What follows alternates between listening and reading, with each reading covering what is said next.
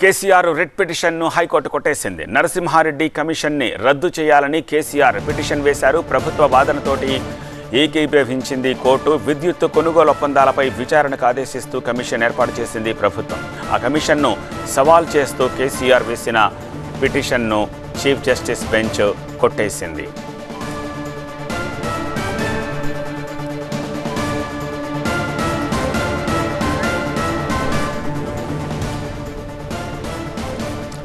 Breaking చూస్తున్నాము. కేసీఆర్ వేసిన writ పిటిషన్ని high court కొట్టేస్తూ తీర్పిచ్చింది.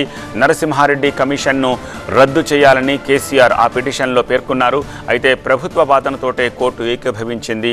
విద్యుత్ కొనుగోలు ఒప్పందాలపై విచారణకు ఆదేశిస్తూ ప్రభుత్వం కమిషన్ వేసింది. ఆ కమిషన్ను రద్దు చేయాలని కేసీఆర్ వేసిన పిటిషన్ను కొట్టేసింది. కమిషన్ని సవాల్ చేస్తూ కేసీఆర్ వేసిన పిటిషన్ని చీఫ్ జస్టిస్ బెంచ్ కొట్టివేసింది.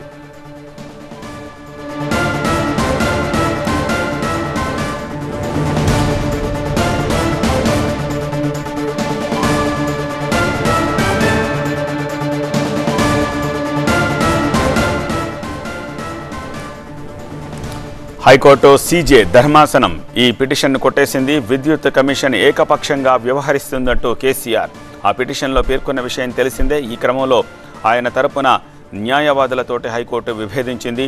విద్యుత్ కమిషన్ విచారణను కొనసాగించవచ్చు అంటూ ధర్మాసనం పేర్కొంది.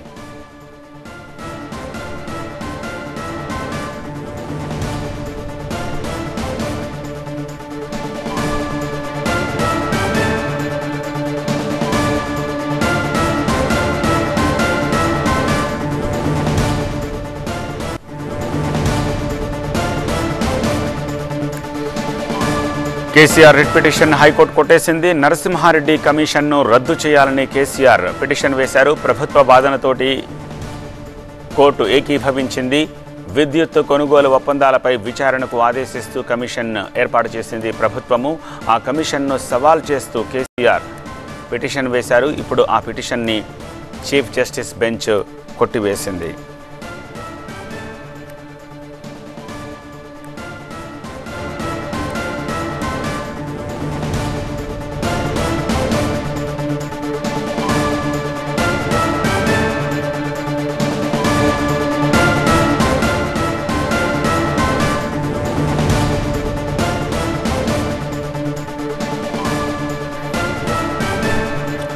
హైకోర్టు నుంచి మరింత సమాచారం అందించేందుకు మా ప్రతినిధి ప్రణీత ప్రస్తుతం మనకి లైవ్లో అందుబాటులో ఉంది. ప్రణీత, ప్రధాన కారణంగా ఏం చెప్తా ఉంది హైకోర్టు కేసీఆర్ వేసిన పిటిషన్ని కొట్టేయడానికి?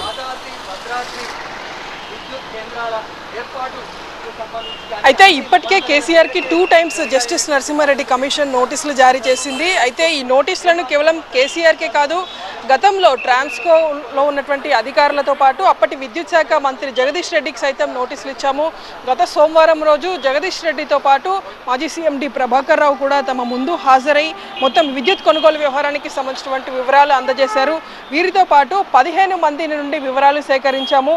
దీన్ని ఒక పబ్లిక్ నోటీస్ లాగా పెట్టాము. విద్యుత్ కొనుగోలు వ్యవహారానికి సంబంధించి ఎవరి దగ్గరైనా సరే, కామన్ పబ్లిక్ దగ్గరైనా సరే సమాచారం ఉంటే వాటికి సంబంధించిన డీటెయిల్స్ని తీసుకొని కమిషన్ ముందుకు రావాల్సిందిగా ఒక పబ్లిక్ నోటీస్ని, ఓపెన్ నోటీస్ని సైతం అనౌన్స్ చేసామంటూ కూడా అడ్వకేట్ జనరల్ కోర్టుకు తెలిపారు. సో అందరూ అటెండ్ అయ్యారు. కానీ కేసీఆర్ పలు కారణాలు చూపిస్తూ కమిషన్ ముందుకు వచ్చేందుకు ఆయనకి కుదరలేదు. ఆయన పలు రకాల కారణాలు చూపుతూ ఒక రిప్లై రాసినప్పటికీ అది ఎక్కడా కూడా యాక్సెప్టబుల్ కానటువంటి రిప్లై అనేటువంటి అంశాన్ని కోర్టుకి అడ్వకేట్ జనరల్ చెప్పుకుంటూ వచ్చారు. దీంతోపాటు నిన్నటి వరకే, అంటే June 30 వరకే కమిషన్కి డెడ్లైన్ ఉండింది ప్రభుత్వానికి రిపోర్ట్ సబ్మిట్ చేయాల్సినటువంటి అంశం పైన.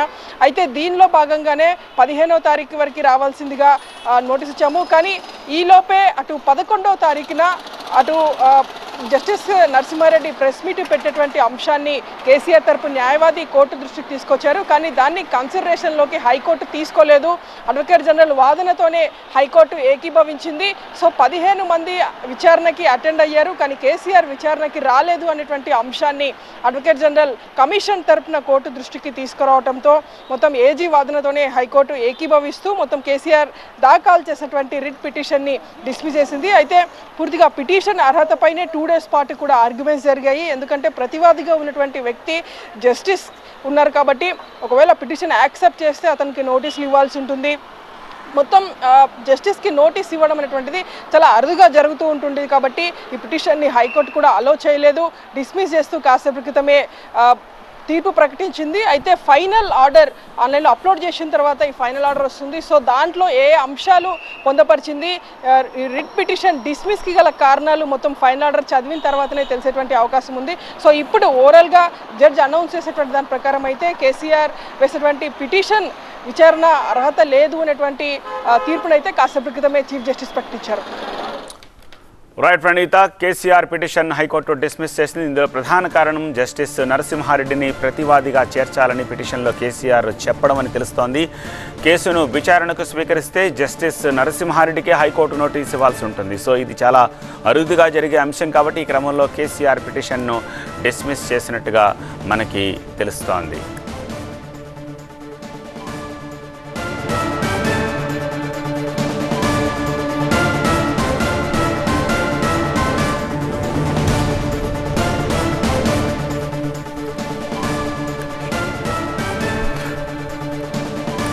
కేసీఆర్ రెడ్ పిటిషన్ని హైకోర్టు కొట్టేసింది.